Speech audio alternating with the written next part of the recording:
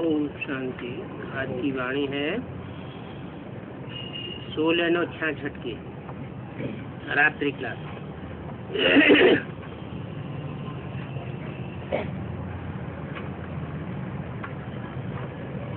बाप दादा के पास आए हो राज राजेश्वरी बनने के लिए।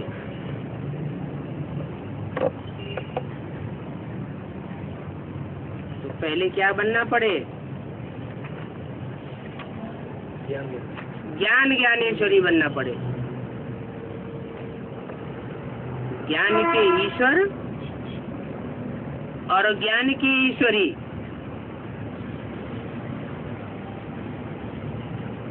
तब बनते हैं राज राजेश्वर और राज राजेश्वरी।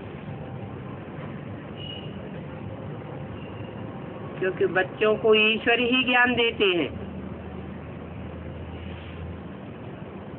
ईश्वर ज्ञान देते हैं तब ज्ञान ज्ञानेश्वरी बनते हैं। और जितने ही ज्ञान ज्ञानेश्वरी बनते हैं उतने ही राज राजेश्वरी बनते हैं। तुम ज्ञान सागर बाप से ज्ञान लेकर के ज्ञान ज्ञानेश्वरी बने हो। कि ज्ञान लिया किससे है? ज्ञान के सागर से, नदियों से नहीं लिया है।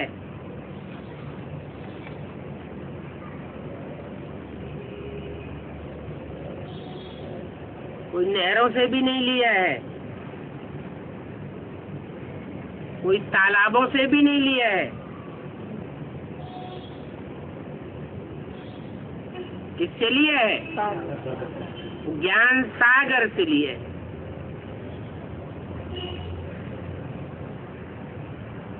तो ज्ञान ज्ञानेश्वरी बने हो, फिर बनेंगे राज राजेश्वरी। राजा बनाने के लिए ही बच्चों को बाप पढ़ाते हैं। ज्ञान ज्ञानेश्वरी बनाने के लिए एम ऑब्जेक्ट नहीं है बाप का। क्या एम ऑब्जेक्ट है? राज राजेश्वरी बने। बाबा ऊंचे ऊंचे भगवान, इनसे जरूर ऊंचे ऊंचे पद मिलता है।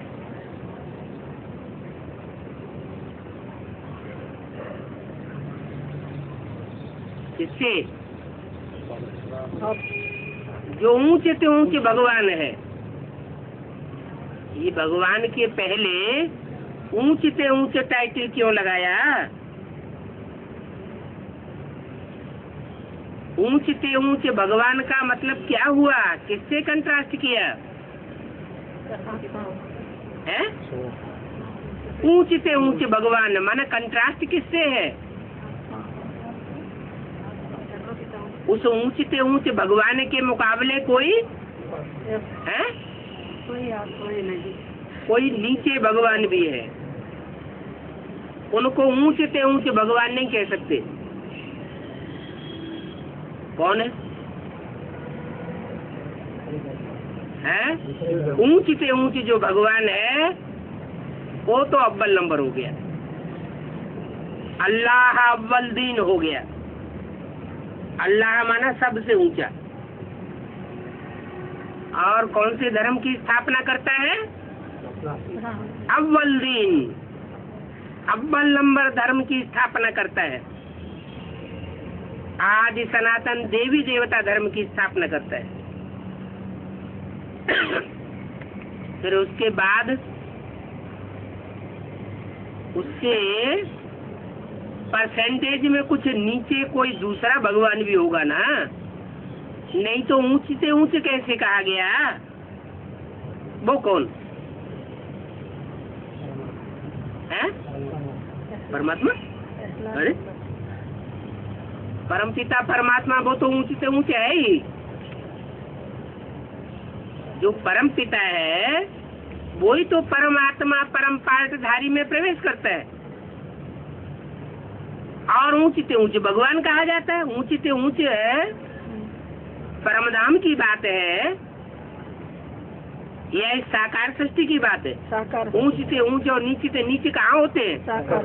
साकार सृष्टि पर होते हैं। ऊंच नीच का सवाल तो साकार सृष्टि पर होता है, निराकारी दुनिया की तो बात ही नहीं।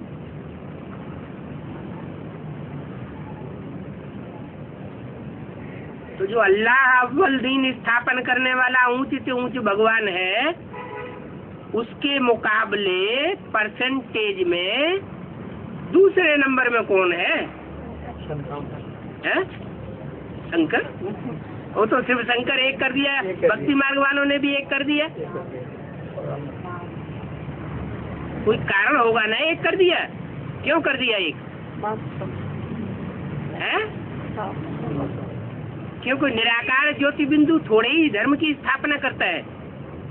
वो बिंदु जब तक साकार में प्रवेश न करे तब तक देवता धर्म की स्थापना नहीं करता। तो वो तो एक ही हो गया शिव शंकर। भक्ति मार्ग में भी कहते हैं शिव शंकर भोलेनाथ एक व्यक्तित्व मानते हैं, पर्सनालिटी एक है, तो वो तो एक ही हो गया। उनको दो भगवान कहेंगे क्या? है? नहीं कहेंगे ना, वो तो एक ही हो गया। उसके मुकाबले फिर परसेंटेज में दूसरे नंबर का कौन है? राम वाली आत्मा। अरे जो राम वाली आत्मा है वही तो बाप का पार्ट बजाती है। ऊंच से ऊंच बाप कौन है? ऊंच से ऊंच बाप कौन? जो राम राज्य की स्थापना करता है, राम बाप ही है। वो भी तो एक ही है। फिर वो एक है, रावण अनेक है। जो रावण के 10 शीश हैं वो अनेक हैं।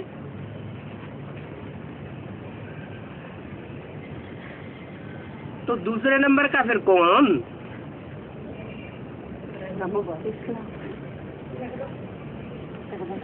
जगदम्बा दूसरे नंबर का भगवान।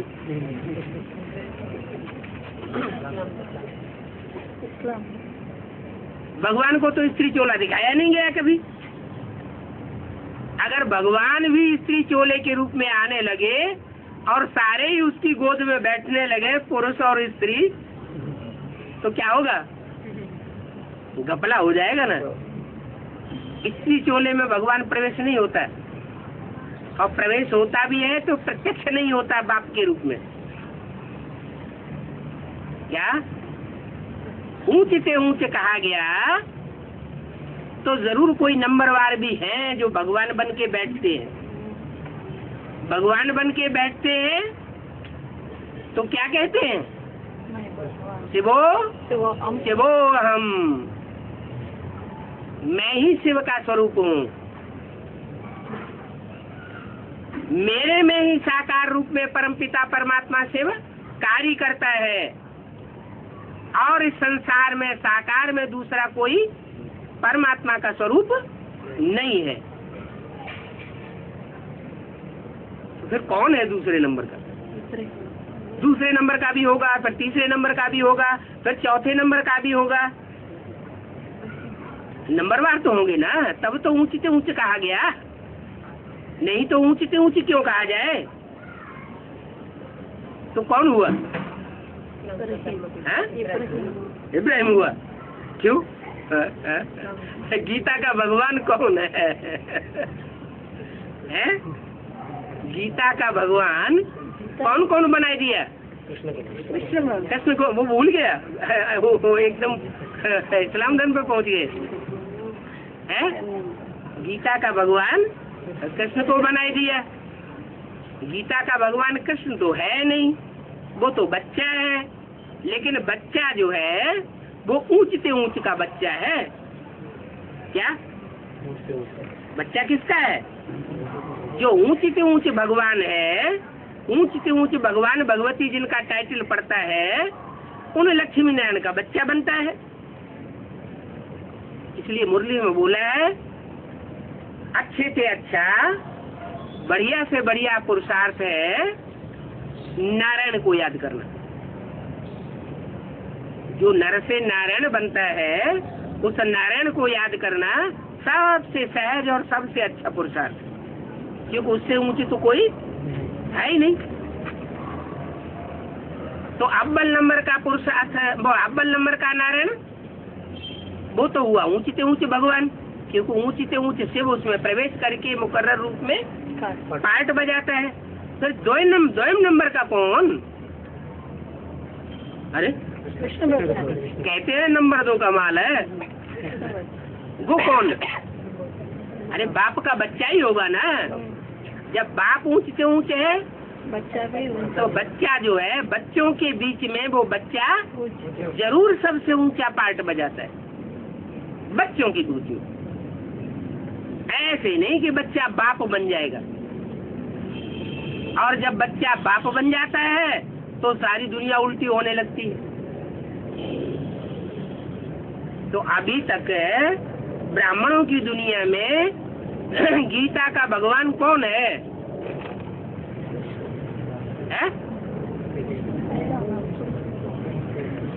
गीता का भगवान कौन है?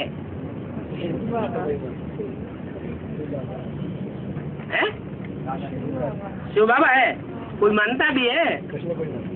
अरे कोई लोगों से तुमने वो बाबा जो मुरली में कहते हैं कि ओपिनियन लो बड़े बड़े आदमियों की, तो कोई ओपिनियन भी लिए कि ऐसे ही ढपली बजाई दी अपने घर में कि गीता का भगवान शिव है?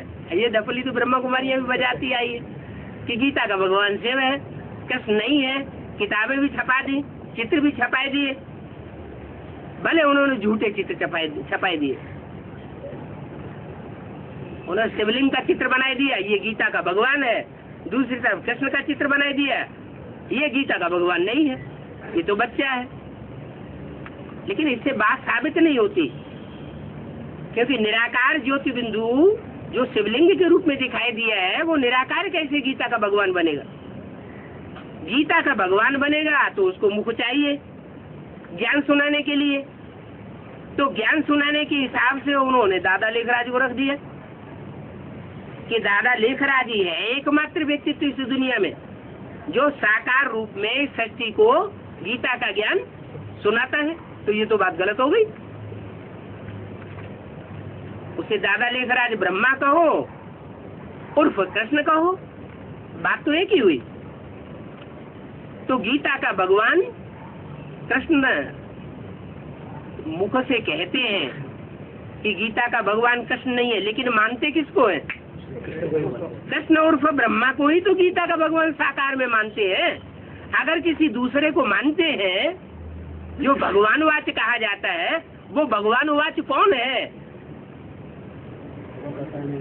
वो उनको पता ही नहीं पता भी हो तो मानने के लिए तैयार नहीं। रावण क्या करता था? रावण से अंदर से क्या जानता था? अंदर से जानता था हाँ ये भगवान है, लेकिन मानने के लिए तैयार नहीं था। मानेंगे हम तब जब आकर के पूरी लड़ाई लड़ लो और हमको हरा दो। कितना दे अहंकार होता है। तो अव्वल नंबर का गीता का भगवान अल्लाह अव्वल दिन ऊंच से ऊंच एक बाप, राम बाप, वो तो भगवान हुआ ऊंच से ऊंच। फिर द्वयम नंबर का कौन हुआ? जो उसका बच्चा बनता है वही गीता का भगवान जो है वो साबित हो जाता है संसार में। बच्चे को लोग भगवान समझ लेते हैं गीता का, और बाप को बुलाई देते। यज्ञ के आदि में भी बुलाई दिया, आदि में भी बुलाई दिया और अभी भी भूला हुआ है। क्यों भूला हुआ है? ये भूलने भुलाने का खेल ये किसने खेला? पहले किसने खेला? अरे कोई ने तो खेला होगा, तब दूसरों ने खेला। कोई ने तो एडवर्टाइज किया होगा, नहीं किया होगा? कौन? गीता का भगवान वो शिवो हम कह करके बैठने वाला कौन हुआ? राम वाली आत्मा। रावण बच्चा, ब्राह्मण बच्चा, वो कौन है? दूसरा धर्म पिता है इस्लाम धर्म का। वो गीता का भगवान हुआ दूसरे नंबर का। है सन्यासी लोग हुए हैं? कृष्ण सन्यासी हो गया है?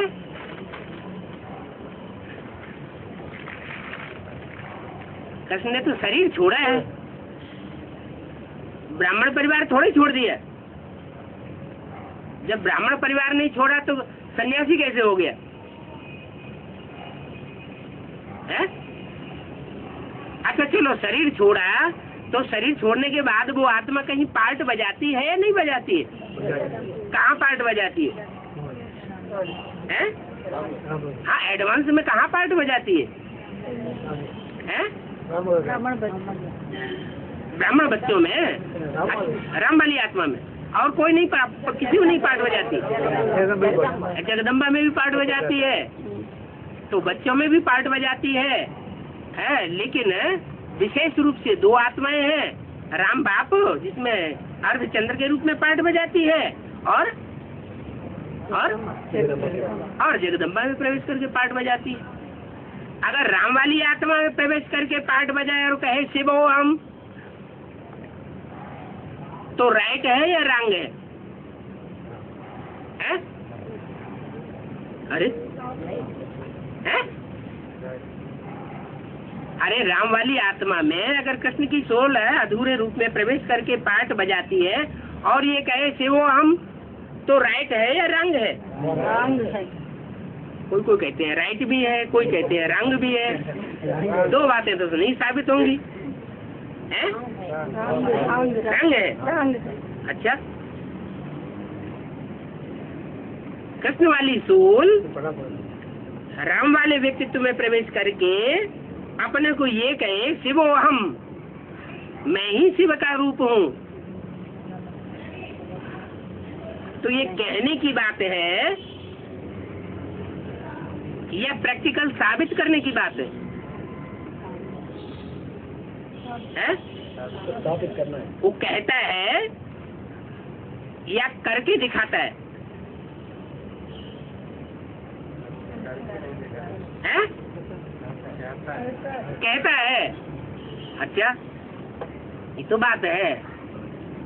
जितने भी सन्यासी होते हैं वो मुख से मंत्र जपते हैं, शिवो हम शिवो हम शिवो हम, लेकिन वास्तव में प्रैक्टिकल में होते तो नहीं है।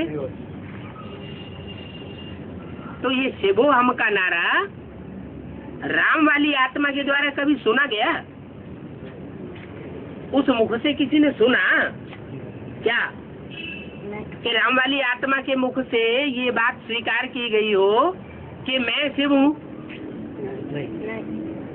अरे इतना लिटरेचर चला है, इतनी VCDs है, इतने कैसेट्स हैं और DVD वगैरह है, उनमें कहीं भी ये प्रूफ है कि राम वाले व्यक्तित्व के मुख से ये निकला हो शिवो हम, मैं ही शिव का स्वरूप हूँ? क्योंकि जो असली भगवान होगा उसको कहने की दरकार नहीं हो सकती। तो ये तो बात रंग हो जाती है कि उस मुख के मुकर्रर मुख के द्वारा कृष्ण की सोल प्रवेश करके ये कहे कि शिवो हम। अगर ये खुदान खास्ता कह भी दे तो ये कहा जा सकता है कि बाप जब वाणी चलाते हैं, जैसे ब्रह्मा के तन में वाणी चलाते थे ना, तो ब्रह्मा की सोल कभी कभी इंटरफियर करके बोलती थी। क्या बोलती थी या नहीं बोलती थी? बोलती थी। तो ये कह सकते हैं इंटरफियर करके बोला हो, लेकिन वास्तव में जहाँ तक राम बाप की आत्मा की बात है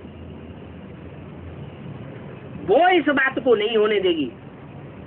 क्या क्या कि शिवो हम, मैं ही शिव की सोल हूँ। दूसरे भल कहते रहे कि राम की ही आत्मा यज्ञ के आदि में थी, शिव कोई अलग से शक्ति नहीं है, ऐसे कहने वाले भी निकल पड़े हैं।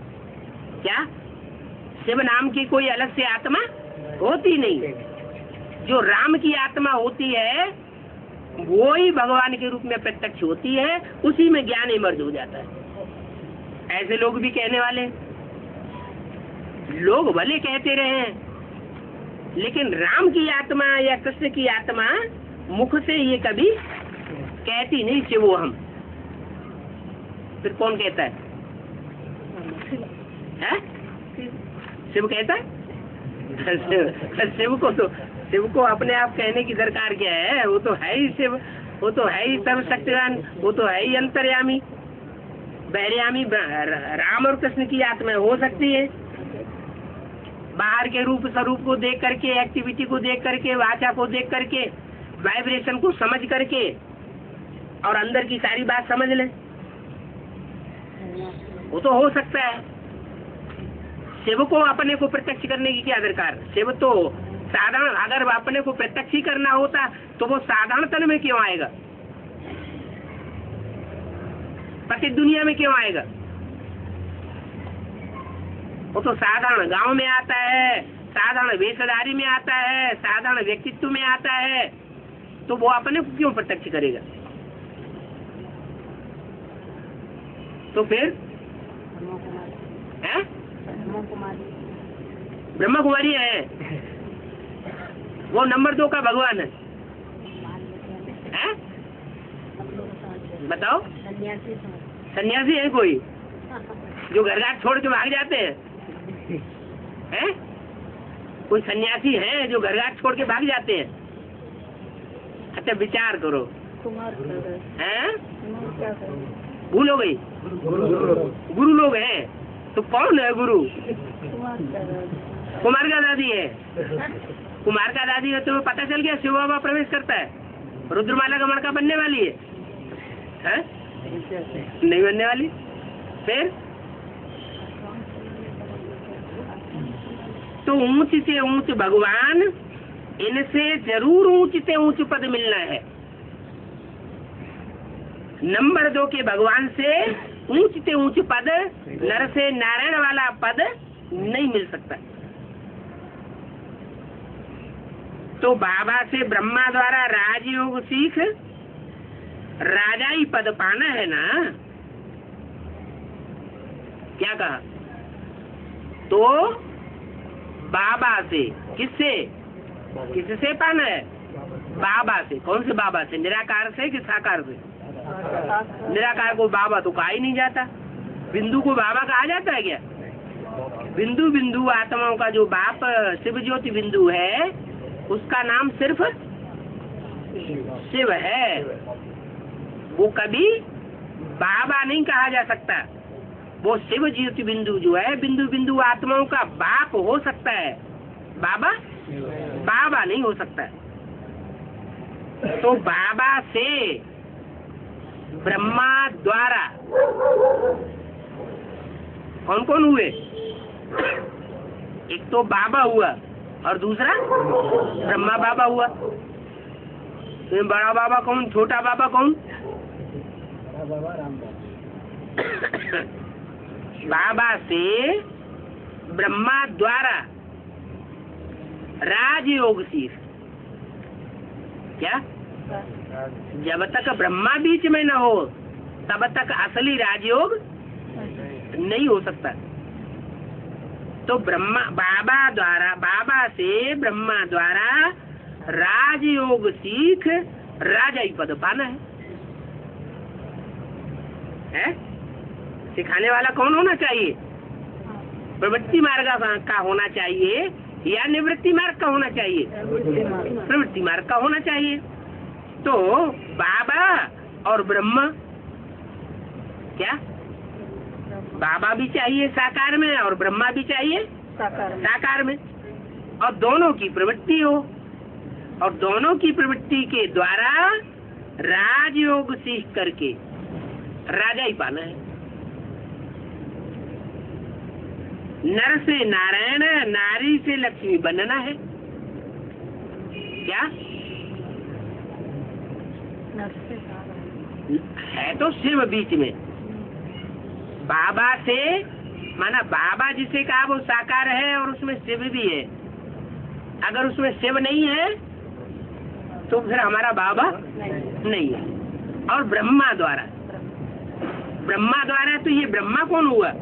वो तो शरीर छोड़ गया, द्वारा कैसे साबित होगा? है? राम बलिया तो क्या करें? जोर से बोलो ना, क्या बोले? शूद्र से ब्राह्मण बनते हैं ब्रह्मा द्वारा। यहाँ ब्राह्मण बनने की बात नहीं बताई, यहाँ राजाई देने की बात बता रहे हैं। यहाँ ब्राह्मण बनना ये कोई राजाई लेना नहीं है। ब्राह्मणों की राजाई नहीं होती है। ब्राह्मणों को राजा बन करके बैठना है, शासक प्रशासिका बन करके बैठना है, या सेवा करनी है? क्या करना है? सेवाधारी बनना है। सबसे सेवक धर्म कठोरा। सेवा करना का धर्म बहुत कठोर धर्म होता है। सेवा भी करो और उनकी 4 बातें भी सुनो, उसको कहते हैं सेवाधारी। सेवा करे और कोई थोड़ी बातें सुना दे और सर के ऊपर चढ़ बैठे और पिटाई करने लगे या गाली गलौज करने लगे, उसको सेवाधारी नहीं कहा जाता। सेवाधारी माना झुकने वाला, हर बात में झुकने वाला। तो ये ब्रह्मा द्वारा बाबा से राजयोग सीख राजाई पद पाना, ये ब्रह्मा बाबा कौन फिर है? ब्रह्मा कौन? हाँ, ब्रह्मा हुई जगदम्बा। वो कहेंगे जगत पिता, विश्व पिता, और उसको कहेंगे जगदम्बा। जगदम्बा में भी ब्रह्मा प्रवेश होता है। तो जिस जगदम्बा में ब्रह्मा प्रवेश होकर के ब्रह्मा के रूप में प्रत्यक्ष होता है, उस ब्रह्मा द्वारा, तभी तो बोला है ब्रह्मा द्वारा स्वर्ग के गेट। किसके द्वारा? ब्रह्मा द्वारा स्वर्ग के गेट खुलवाता हूँ, ब्रह्मा द्वारा देवता धर्म की स्थापना कराता हूँ। तो वो दादा लेखराज ब्रह्मा की बात थोड़ा ही है, वो तो शरीर छोड़ गए। तो कौन सा ब्रह्मा है जिसके द्वारा स्वर्ग के गेट खुलवाता हूँ या स्थापना स्वर्ग की करवाता हूँ, देवता धर्म स्थापन कराता हूँ? जरूर जगदम्बा है। और मुरली में भी बोला है, इन ब्रह्मा को ही जगदम्बा कहेंगे। ये ब्रह्मा की सोली कोई नारी चोले में प्रवेश करके पूजनीय बन जाती है। जब तक पुरुष तन है तब तक पूजनीय नहीं है, और जब स्त्री चोले में प्रवेश करती है तो जगदम्बा बन जाती है। जगदम्बा की पूजा होती है, दाढ़ी मूछ वाले ब्रह्मा की पूजा नहीं होती है। तो शिव बाबा से ब्रह्मा द्वारा राजयोग सीख राजाई पद पाना है, पाया नहीं है। न 66 में पाया न 68 में। क्या? राजाई पद पाना है, यानी भविष्य की बात बताई कि वही ब्रह्मा की सोल जो 68-69 में शरीर छोड़ जाती है, वो शरीर छोड़ने के बाद कोई नारी चोले में प्रवेश करती है और प्रवेश करके जगदम्बा का, जगदम्बा कहो, ब्रह्म माने बड़ी, माँ माने माँ, ब्रह्मा कहो, बड़ी माँ कहो, बात एक ही हो गई। उसमें प्रवेश करके फिर ये युगल जोड़ी बनती है जगत पिता और जगदम्बा की, जो विश्व पिता और विश्व में माता के रूप में साबित होती है। मुसलमान लोग भी उसको ईद आदम और ईव के रूप में मानते हैं, और क्रिश्चियन लोग भी उसको एडम ईव के रूप में मानते हैं, आदम हवा के रूप में मुसलमान मानते हैं। तो विश्व धर्मों की आत्माएं उसको माता पिता के रूप में उस जोड़े को मानती हैं। ऐसे नहीं कि विश्व धर्मों की आत्माओं ने ब्रह्मा सरस्वती को जोड़े के रूप में मान लिया। बाबा तो मुरली में ही मना कर दिया, ब्रह्मा सरस्वती को युगल जोड़ी नहीं कह सकते। वो तो उनकी बेटी है। तो ब्रह्मा द्वारा राजयोग सीख राजाई पद पाना है भविष्य में। नर से नारायण और नारी से लक्ष्मी बनना है। क्या अभी बने नहीं है, लेकिन शिव बाबा पढ़ाई पढ़ाने आया हुआ है तो बना करके जाएगा। फिर से रावण से तुम्हारी राजाई छीनी गई है। क्या कहा? फिर से का मतलब क्या? 5000 साल पहले। अरे यज्ञ के आदि में भी राजाई छीनी गई थी। तुम्हारा नाम निशान खलास कर दिया था। यज्ञ के आदि में तुम्हारा नाम निशान खत्म हो गया, राजाई गई। अभी फिर से बाप तुमको राजाई दे रहे हैं। फिर से रावण से तुम्हारी राजाई छीनी गई है। अब तुम फिर रावण पर जीत पहनते हो। फिर का मतलब क्या हुआ? दोबारा। पहले भी ब्राह्मणों की दुनिया में तुम्हारी राजाई थी और अब फिर ब्राह्मणों की दुनिया में तुम्हारी राजाई छीन ली गई है। छीन ली गई है? नहीं छीन ली गई है, छीन ली गई है। अब फिर से तुम्हारी राजाई स्थापन हो रही है। माया जीते जगत जीत बनना है। क्या जगत जीत कैसे बनेंगे? माया कौन है? अरे माया कोई है या नहीं है? जीत है। जीत पाई जाएगी तो क्या ईंटों के किले, पत्थर के किले के ऊपर जीत पाई जाएगी, या कोई चैतन्य आत्माएं होती हैं जिनके ऊपर जीत पाई जाती है? अपनी इंद्रियों के ऊपर, सिर्फ अपनी इंद्रियों के ऊपर है? माया बेटी बोला ना कि माया मेरी बेटी है। क्या बेटी का क्या मतलब हुआ है? माया मेरी बेटी है। मायावी रूप क्या होता है? कहते हैं रावण ने मायावी रूप धारण किया। तो मायावी रूप धारण करने का मतलब क्या हुआ है? साधु का रूप धारण किया था ना, तो रूप दूसरा बना लिया ना। अरे दूसरा रूप बना लिया है तो मेरी बेटी, लेकिन रूप क्या धारण कर लेती है? क्या साधु का रूप? वो रूप धारण करती है कि मैं जगदम्बा हूँ। क्या 66-65 में जगदम्बा ओम राधी थी, उन्होंने शरीर छोड़ दिया। अब उसके बाद मैं जगदम्बा हूँ। अखबारों में मेरा नाम छपना चाहिए, वर्ल्ड मदर। अब मम्मा के चित्र हटा दो। क्या अकेला कृष्ण वाली सोल ब्रह्मा का चित्र रहने दो। गीता पाठशालाओं में, सेंटरों में क्या हुआ? ब्रह्मा का चित्र रह गया और मम्मा का चित्र हटा दिया गया। पहले दोनों ही चित्र रखे जाते थे। 32 करोड़ वाले शिव बाबा ऊपर और नीचे मम्मा बाबा। तो वो प्रवृत्ति मार्ग हुआ। फिर भी माँ थी नहीं, लेकिन ऐसे ही कंट्रोल करने के लिए माँ बना के बैठाई तो गई। लेकिन माया बेटी ने क्या किया कि नहीं नहीं नहीं नहीं, ये माँ नहीं है। माँ कौन है? असली माँ मैं हूँ।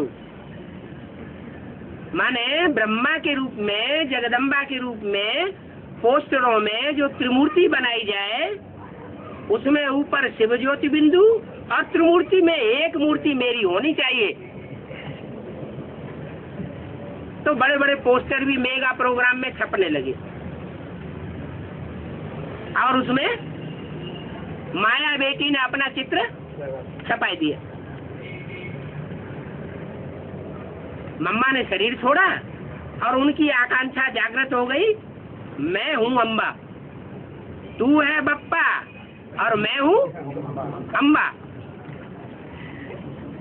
अगर कोई बेटी माँ ने शरीर छोड़ दिया हो और कोई बेटी नौजवान बन के बैठ जाए और ये कहे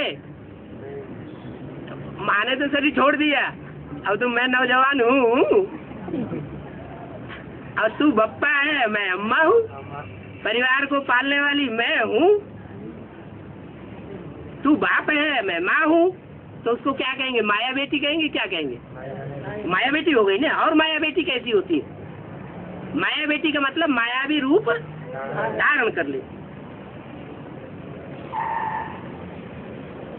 तो बाप कहते हैं माया जीते जगत जीत बनना है क्या? फिर ये भी बोल दिया, जब तुम बच्चे जीत पावेंगे तो सबसे पहले माया सरेंडर होगी। क्या? मन बुद्धि से, और कोई तब तक सरेंडर होने वाला नहीं है। अपनी मन बुद्धि चलाते रहेंगे, भले कागज में लिख करके सरेंडर हो जाए, लेकिन फिर भी क्या करेंगे? अपनी मन बुद्धि। सबसे बड़ा सरेंडर होना किस बात का होता है? बुद्धि को सरेंडर करना। जैसे चलाए वैसे चले, बुद्धि न चलाए, अरे ऐसे क्यों डायरेक्शन, ऐसा नहीं है ऐसे। तो सबसे पहले कौन सरेंडर होगी? माया सरेंडर होगी। तो अभी माया सरेंडर हो गई क्या? नहीं सरेंडर हो गई। तो जगत जीत तब बनेंगे जब माया सरेंडर होगी। जगत जीत बनना है, माया जीते जीत जगत जीत। इसलिए मुहावरा पड़ गया क्या? माया जीते जगत जीत। ऐसे तो कहते हैं इंद्रिय जीते जगत जीत, लेकिन फिर ये भी कहते हैं कि माया जीते जगत जीत। भगवान वाच, काम महाशत्रु पर जीत पहनने से ही जगत जीत बनेंगे। क्या अभी माया की बात कर रहे थे और अभी काम महाशत्रु की बात करने लगे? ये दो के ऊपर जीत पहननी है। एक के ऊपर जीत पहनना हो तो आसान है, और दो बोल दिए, ये तो और मुसीबत हो गई। एक के ऊपर जीत पहने या दो के ऊपर जीत पहने? हैं? ये तो बात वही हो गई जैसे मुरली में बोलते हैं, शिव बाबा को याद करो, फिर कहते हैं स्वर्ग को याद करो, फिर कहते हैं परम धाम को याद करो, अपने घर को याद करो। आप घर को याद करें, परम धाम घर को याद करें, या स्वर्ग को याद करें, या बाप को याद करें? हाँ, जिस तन में प्रवेश करते हैं वो तन है घर। किसका? जो प्रवेश करने वाला है उसका क्या हो गया? घर। उस घर की ये पहचान है कि उस घर के जो असली बच्चे होंगे, आत्मिक रूप में स्थिर होने वाले बच्चे होंगे, वो जैसे ही उस घर के नजदीक पहुंचेंगे वो सब भूल जाएंगे। क्या क्या कहा? जैसे ही उस घर के नजदीक पहुंचेंगे वैसे ही सब भूल जाएंगे। अगर सब भूल जाते हैं तो समझो बाप के बच्चे हैं, आत्मा रूपी बच्चे हैं। और सामने जाए और सब कुछ भूले ही नहीं और ढेर सारे प्रश्न आते रहे, इसका मतलब आत्मिक रूप में टिके हुए नहीं है। प्रश्न चित्त बच्चे हैं, प्रसन्न चित्त अभी नहीं बने। तो साबित हुआ ना कि वो घर भी परम धाम है। जैसे उस घर में जाएंगे, जब विनाश होगा और आत्माएं घर में जाएंगी तो वहाँ संकल्प विकल्प चलेंगे? नहीं चलेंगे। ऐसे ही जो इस प्रैक्टिकल दुनिया में जो साकार शरीर होगा, निराकारी स्टेज वाला, उस तन के नजदीक जब पहुँचेंगे तो जो बच्चे होंगे आत्मिक स्थिति वाले, उनके अंदर संकल्प विकल्प चलेंगे? नहीं चलेंगे। इसका मतलब वो शरीर भी बाप का घर है। ऐसे ही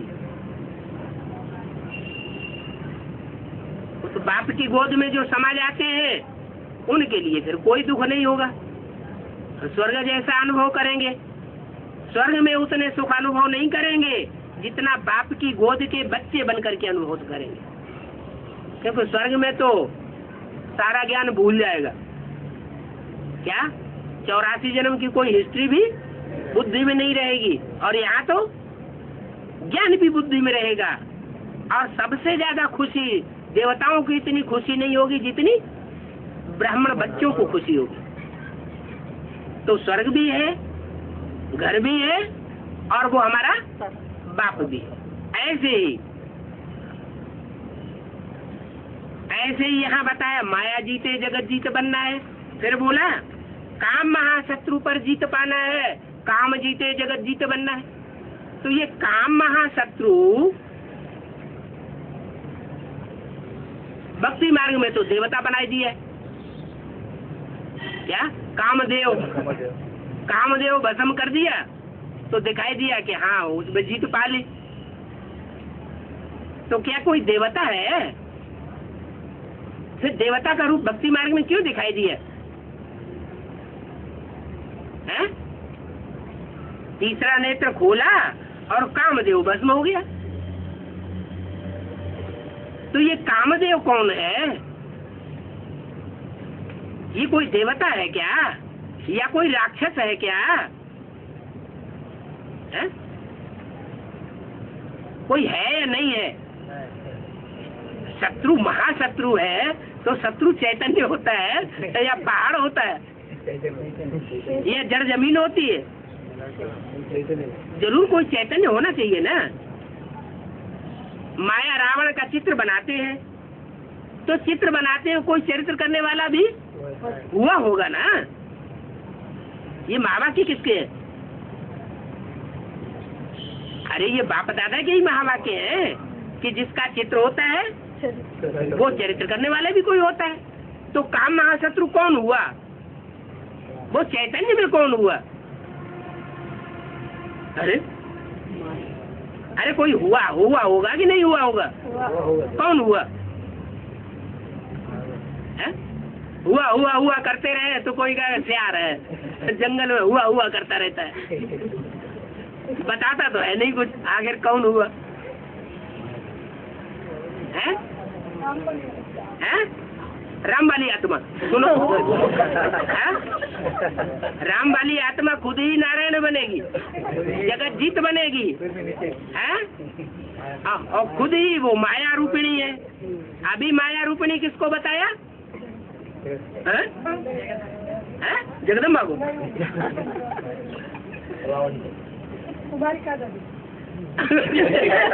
ही बता दिया।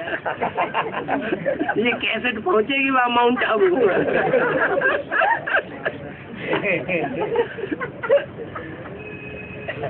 हाँ जी, तो माया बेटी अलग है और काम महाशत्रु अलग है?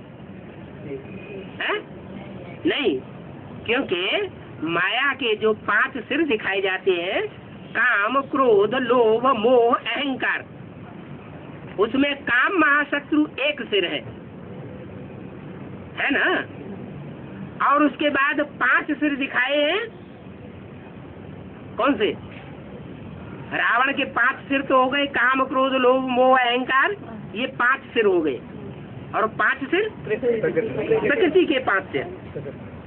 क्या वो 5 सिर प्रकृति के क्यों दिखाए? क्योंकि वो माया जैसी बुद्धिमान तो नहीं है।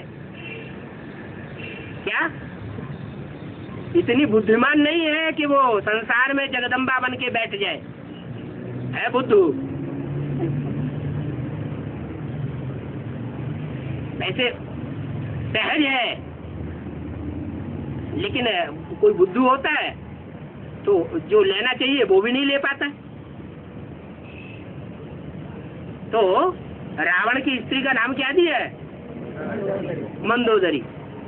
उधर कैसा है? मंद है। उधर माना बुद्ध रूपी पेट। वो बुद्ध रूपी पेट उतना तीक्ष्ण नहीं है जितना माया का बुद्ध रूपी पेट तीक्ष्ण है। माया सारी ब्राह्मणों की दुनिया को अपने पेट में लिए बैठी है। कह देते, साफ कह देते हैं उसके बच्चे कि वो मानेंगी तब हम मानेंगे, जब तक वो नहीं मानेंगी तब तक हम भी नहीं माने। भले तुम्हारा ज्ञान सही है, तुम्हारा बाबा सही हो या नहीं हो ये हमें नहीं पता, ज्ञान बहुत अच्छा है, लेकिन जब तक दादी नहीं मानेंगी तब तक हम मानने वाले नहीं। मुरली में बोला है जो जिसकी प्रजा होगा वो उसी की बात मानेगा, जो जिसका फॉलोअर होगा वो उसी की बात मानेगा। तो इससे साफ जाहिर होता है कि जिसके लिए वो आगे रख रहे हैं कि वो मानेगा तब हम मानेंगे, तो इससे साबित हो गया वो उसी धर्म के होंगे। लेकिन बात यहाँ पर ये है कि माया बेटी और काम महाशत्रु एक ही है या दो अलग अलग है? जरूर एक ही हुए। क्या काम विकार के ऊपर अगर जीत पाली, जो कामदेव के रूप में दिखाया जाता है,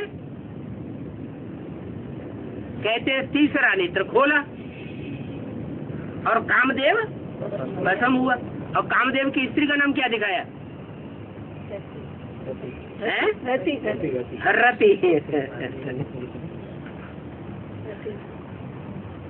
तो जरूर उनकी भी तो जोड़ी होगी ना।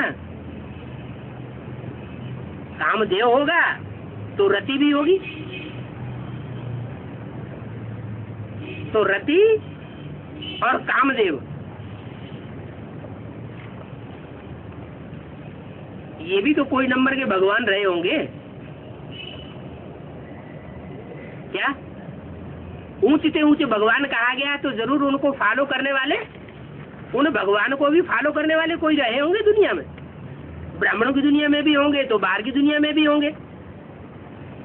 जो उसको फॉलो करने वाले होंगे इब्राहिम को, वो कहेंगे चाहे भगवान भी उतर आए, हम इब्राहिम के सिवाय और किसी की बात मानने वाले नहीं है, हम तो अपने धर्म के पक्के हैं, धर्म पिता हमारा एक ही है, हम उसी की बात मानेंगे, हम दूसरे की बात मानने वाले अगर मान जाए तो वो स्वर्ग में चले जाए। तो ऐसे ही यहाँ ब्राह्मणों की दुनिया में कोई कामदेव और रति है कि उनकी बात के अलावा और किसी की बात मानने वाले नहीं है, तो वो एक संप्रदाय हो गया उन भगवान को मानने वाला। जैसे माया बेटी ये ठान के बैठ जाती है कि दादा लेखराज ब्रह्मा के सिवाय गीता का भगवान कोई नहीं हो सकता, अगर हो सकता है तो उसके बाद का नंबर मेरा होगा और किसी का नंबर नहीं लगने दूंगी। तो लड़ाई हो गई ना भगवान से, जो असली भगवान है उसकी माया रावण से लड़ाई हो गई। तो जो माया रावण का जो सिर है काम विकार सिर, वो सिर भी कोई प्रत्यक्ष होगा चेहरे के रूप में या नहीं चेहरे के रूप में प्रत्यक्ष होगा?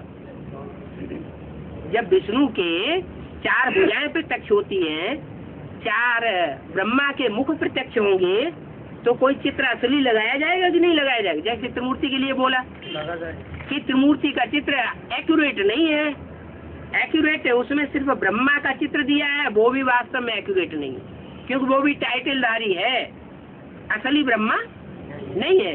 तो तुम बच्चों को ब्रह्मा विष्णु शंकर तीनों मूर्तियों का एक्यूरेट चित्र लगाना चाहिए। तो वो तो लगाया नहीं अभी तक। किसी ने लगाया क्या है? नहीं लगाया। किसी ने बंगलौर में एक चित्र बनाया तो है त्रिमूर्ति का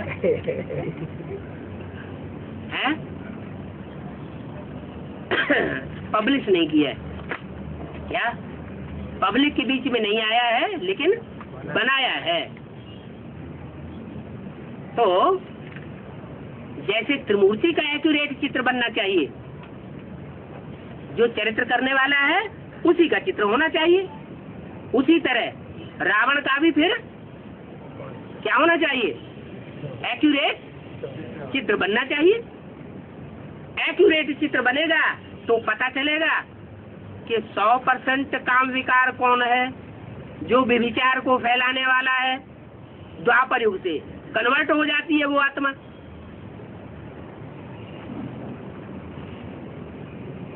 और सतयुग में दूसरे नंबर का नारायण बनेगी, नंबर 2 का नारायण बनेगी तो नंबर 2 का धर्मपिता उसमें प्रवेश कर जाएगा।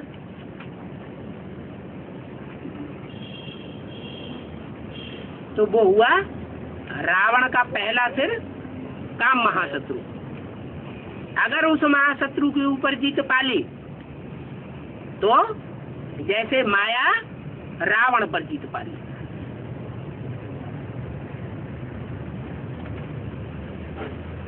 तो काम महाशत्रु पर जीत पहनने से ही जगत जीत बनेंगे।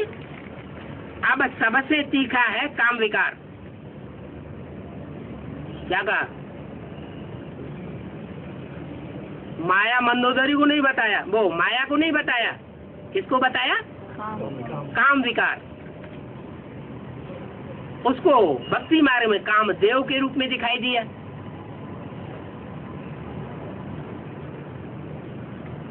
जब तक ब्रह्मा बाबा जीवित रहे तो मुरली में तो ये बोला है, इन सितारों में सबसे जास्ती खातिरी किसकी होती है? मुरली में बोला है, इन सितारों में सबसे जास्ती खातिरी कुमारिका की होती है। फिर दूसरी मुरली में बोल दिया, जिनकी बहुत खातिरी होती है, मान सम्मान होता है, उनको बड़े से बड़ा भ्रष्टाचारी समझो।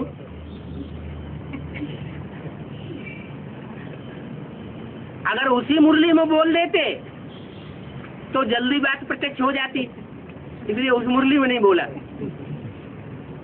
कुछ दिनों के बाद दूसरी मुरली में बोल दिया, जिनका इस दुनिया में बहुत मान मर्तबा है, उनको बड़े से बड़ा भ्रष्टाचारी समझो। तो बात क्या साबित हो गई? अरे आजकल की दुनिया जो है, चलो ब्राह्मण की दुनिया है, इस ब्राह्मणों की दुनिया में हमको मान मर्तबा लेना है या नहीं लेना है? लेना है। मान मर्तबा लेना है। अरे मान मर्तबे के पीछे थोड़ा ही पागल बनना है, ये तो हमारे बाप का काम है। क्या? फादर सोर सन्स। हमें इच्छा नहीं करनी है मान मर्तबा लेकर के हम बैठे, हमें ऊंची कुर्सी मिल जाए, ये हमारा काम नहीं है। हमको जो कुछ भी पाना है बाप से पाना है, हमको इच्छा नहीं करनी है। तो बाप ऐसे बच्चों को खुद ही ऊंचे तो ऊंचा मान मर्तबा साबित कर देगा संसार में। और जो इच्छा करते हैं कि हमको मान मर्तबा मिले, तो वो बाप के बच्चे हाँ इस जन्म में नहीं बनने वाले हैं। वो कृष्ण उर्फ ब्रह्मा के बच्चे तो बनेंगे, और यहाँ भी उनकी बुद्धि में ये बात बैठी हुई होगी कि ब्रह्मा के सतयुग में वारसदार हम बनेंगे। क्या? सतयुग में अगर ब्रह्मा का माने कृष्ण की सोल का जो वारसदार बनेगा, तो और दूसरा कोई नहीं बन सकता, हमारे अलावा कोई दूसरा नहीं बन सकता। उनकी बुद्धि में ये बैठा होगा, और प्रैक्टिकल जीवन में भी ये उन्होंने अनुभव किया होगा। वो जोड़े ने जो सतयुग का दूसरे नंबर का नारायण नारायणी बनेगा, उनकी बुद्धि ने ये अनुभव किया होगा कि पूरे ब्राह्मण परिवार में कोई ऐसा जोड़ा पुरुष रूप में और कोई स्त्री रूप में अगर कोई है तो वो हम हैं। पुरुष रूप में उनका सबसे जास्ती मान मर्तबा ब्रह्मा बाबा की नजर में था, और ब्राह्मणों की नजर में भी था, मम्मा बाबा के बाद। और जब मम्मा बाबा ने शरीर छोड़ दिया तो भी सबको पता है कि उनके जीवित रहते कौन व्यक्तित्व थे स्त्री और पुरुष के चोले में, जो सबसे ज्यादा बाबा की नजर में और ब्राह्मणों की नजर में चढ़े हुए थे, मम्मा बाबा की बात। तो बुद्धि में ये बैठ गया ना कि वारसदार कौन बनेगा। जिनकी बुद्धि में बैठा है उनकी शूटिंग हो गई।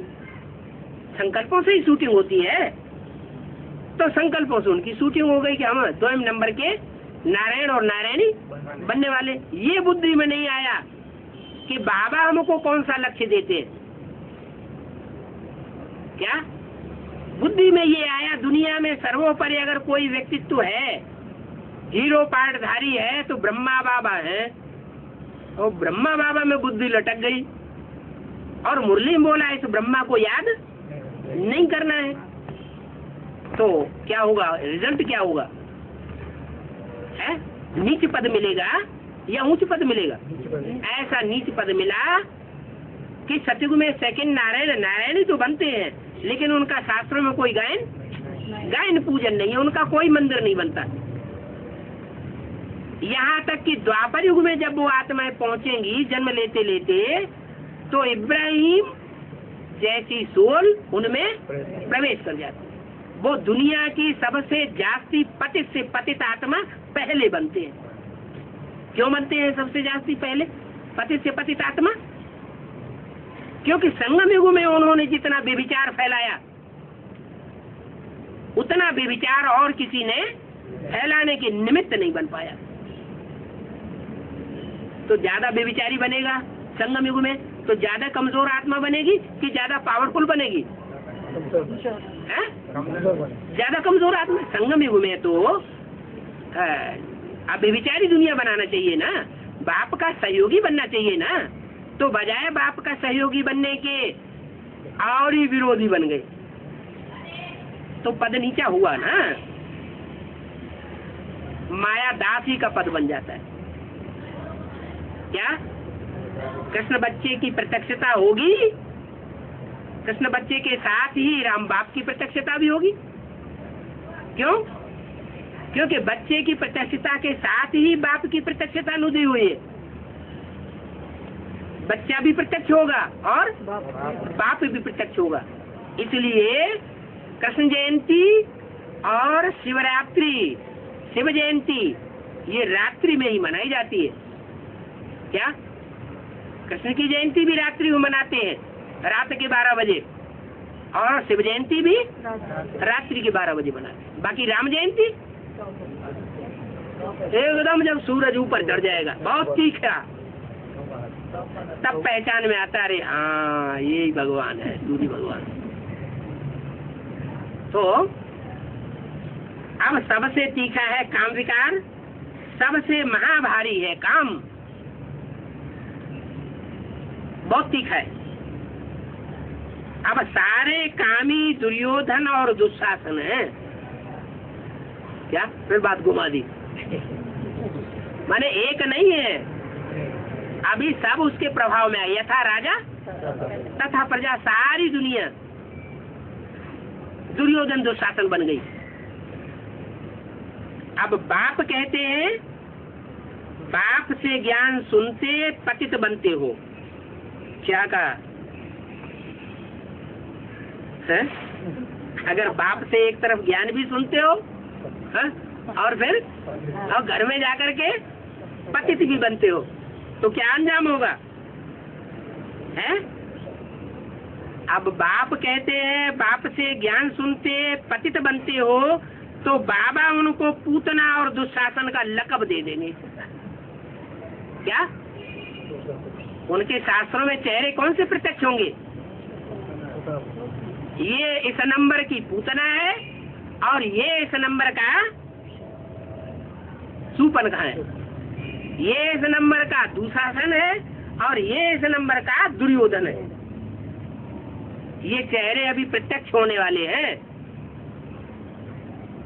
लेकिन किनके? जो ज्ञान भी सुनते रहे और बाप के सन्मुख आए, ज्ञान भी सुने और फिर पीछे से जाए पतित भी बने। माने बुद्धि में ये बैठा हुआ है कि ये भगवान भगवान कुछ नहीं है, है? अगर हो तो पहचान ले हमको, सुधार दे हमको। सुधार तो पाता नहीं, हम तो रोज जाकर के बैठते। तो ज्ञान सुनते पतित बनते हो, तो बाबा उनको पूतना और दुशासन का लकब दे देते हैं। ये लकब कहाँ मिलेगा? है? कहाँ मिलेगा सर? द्वापर कलयुग में लकब मिलेगा? ये संगम युग में ये लकब मिलने वाले हैं। चेहरे प्रत्यक्ष होने वाले हैं, चेहरे तैयार हो रहे हैं। अभी बड़े से बड़ा मूर्तिकार आया हुआ है, चेहरे चैतन्य मूर्तियों के चेहरे तैयार कर रहा है। वो चेहरे द्वापर युग में शास्त्र बनेंगे, भीति चित्र बनेंगे। कहाँ? पहाड़ों की गुफाओं में। आज से 2000 साल पहले शास्त्र तो बाद में बने थे, पहले क्या बने थे? पहाड़ों की गुफाओं में भीति चित्र बने थे। तो वो चित्र अभी तैयार हो रहे हैं। क्या? बहुत भयंकर बात हो गई है। तो बाप आकर लकब देते हैं और कह देते हैं, क्या कह देते हैं? जब लकब देंगे तो चेहरा भी बन जाएगा ना। तो चेहरा जब काला बन जाएगा तो बाप कह देते हैं अब ये काला मुंह हमको नहीं दिखाना, भाग जाओ। क्या होगा फिर? रिजल्ट क्या होगा? काला चेहरा सबके सामने प्रत्यक्ष हो जाएगा और बाप के ज्ञान से टूट पड़ेंगे।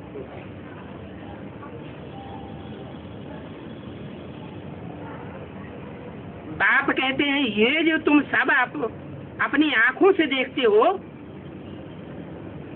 इन आंखों से जो तुम ये सब देखते हो वो सारी दुनिया कब्रिस्तान होनी है। क्या बनेगी दुनिया? कब्रिस्तान बन जाएगी। इसमें सब मुर्दे गाड़ दिए जाएंगे। मुर्दे कौन होते हैं ज्ञान में? जो मुर्दा बन जाता है वो किसी की सुनता है क्या? है? नहीं सुनता ना। तो ऐसे ही ज्ञान में भी बहुत से मुर्दे हैं। एक तरफ ज्ञान सुनते जाते हैं, दूसरे कान से निकालते जाते हैं, जैसे सुना अनसुना कर देते हैं। तो क्या हुए? वो मुर्दे हुए और सारे ही मुर्दे बन जाएंगे। बहुत बड़ा कब्रिस्तान बनना है, माना? स्थूल रूप में मरने वाली बात पहले होगी या निश्चय की बात पहले होगी? अनिश्चय आ जाएगा और मर पड़ेंगे और इस दुनिया को कब्रिस्तान बनाने में सहयोग दे देंगे। तो सारी दुनिया जो इन आंखों से देखते हो वो कब्रिस्तान बननी है।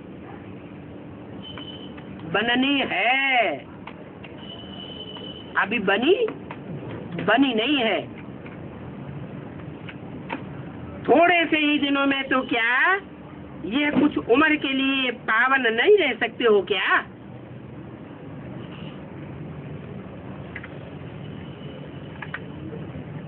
अरे एक जीवन है, बहुत सा तो गुजर गया, अब थोड़ा टाइम रह गया, उसके लिए पावन नहीं बन सकते। अब जो निर्विकारी बनेंगे वो ही स्वर्ग में जाएंगे। क्या कहा? अब कब के लिए बोला? मुरली कब की है? 66 की। तो 66 में कोई निर्विकारी बने क्या? उस समय की तो बात नहीं है। किस समय की बात है? अरे फिर ये किस समय की बात है? 66 की मुरली है, उस समय ये बात बोली गई। उस समय की अगर बात नहीं तो फिर किस समय की बात है? अरे उस समय तो भगवान सामने बोल ही नहीं रहा था। भगवान बाप सामने बोल रहा था क्या? कौन बोल रहा था? माँ की वाणी आई थी। छोटे छोटे बच्चे जो माँ की वाणी है वो तो रट्टा लगाते थे, जो की तो वाणी सुनाई देते थे, उसके गोयार्थ को तो नहीं समझते थे ना। अभी बाप टीचर बन करके आया हुआ है तो अब की बात है। अब थोड़े दिन रह गए, जो निर्विकारी बनेंगे वो स्वर्ग में जाएंगे। अब लास्ट चांस है। अब भी अगर चूक गए तो जो नई दुनिया सामने खड़ी है उसमें जाने लायक नहीं बन सकेंगे। तो अब जो निर्विकारी बनेंगे वो ही स्वर्ग में जावेंगे। निर्विकारी बनेंगे तो स्वर्ग में जावेंगे, विकारी बने रहेंगे तो स्वर्ग में नहीं जावेंगे। ओम शांति।